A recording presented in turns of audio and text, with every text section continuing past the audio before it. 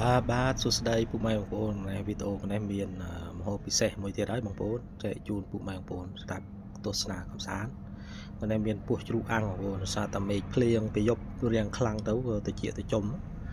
គេទិញពោះជ្រូកបានកន្លះគីឡូបងប្អូនអានេះហៅពោះដងអាចជាមួយនឹងកាពះហើយជាមួយពោះ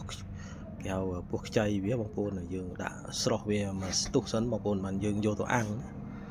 អើយក៏យើងដាក់ស្រោះវាមករយៈសិនបងប្អូនឲ្យវាមកពុះបងប្អូនដើម្បីឲ្យវាកុំឲ្យវាពិបាកអាំងបងប្អូនចំពោះពោះជ្រូកនេះគឺបើយើងអាំងឲ្យវាឆ្អិនល្អបងប្អូនត្រូវតែស្ងោរស្រោះវាសិនបងប្អូនណាយើងដាក់រ៉ូឌីអំបិលវីឆេងទៅជាមួយនឹងរំដេងស្លឹកក្រូចដើម្បីឲ្យវាកាត់ឆ្អាបទាំងណាពុកម៉ែបងប្អូនហើយវីដេអូមួយនេះដែរខ្ញុំជួយជួយshareម្នាក់មួយបងប្អូនចំពោះវីដេអូនេះគឺមានបងប្អូនទាំងអស់គ្នាឲ្យដឹងពីរបៀបថាអាំងពោះជ្រូកយ៉ាងណាឲ្យវាឆ្ងាញ់អញ្ចឹងបងប្អូនយើងស្រោះវាឲ្យវាមកស្លាប់ហើយបងប្អូនកុំស្រោះវាយូរពេកហើយបងប្អូនយកមកដល់យើងប្រឡាក់ជាមួយនឹងរ៉ូឌីនិងប៊ីចេង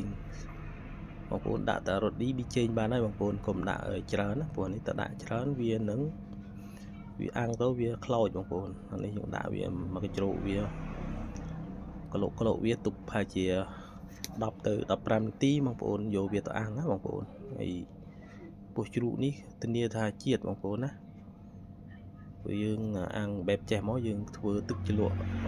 អំពិលទុំក៏បានទឹកជ្រលក់អង្ករលីងក៏បានណាបងប្អូនយកវាទៅអាំងជាមួយនឹងភ្លើងយើងដាក់អាំងឲ្យវាបាត់ក្លិនឆ្អាបសិនណាបងប្អូនហើយយើងដាក់ភ្លើងវាមកបងប្អូនយើងដាក់អាំងវាឲ្យក្រហមមកយើងចាប់ផ្ដើមធ្វើទឹកជ្រលក់អង្ករលីងឬក៏ទឹកជ្រលក់ទឹកត្រីកោះកុងក៏បានបងប្អូនយើងមានបន្លែមានអីយើងដាក់មកបងប្អូនហើយវីដេអូនេះគឺអត់មានអីច្រើនទេបងប្អូនហើយយើងធ្វើបែបធម្មតាសាមញ្ញអត់មានគ្រឿងក្រៅអីច្រើនទេបងប្អូនណាធានាថារសជាតិដឹងតែអេមដិតចិត្តអារម្មណ៍ណាបងប្អូនហើយវីដេអូនេះដែរគឺ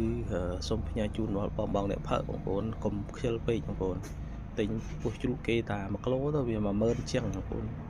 ក្លែម4-5នាក់ក្លែមអត់អស់ទេបងប្អូនកដៅចេះម៉ែជាតិអស់ជាតិ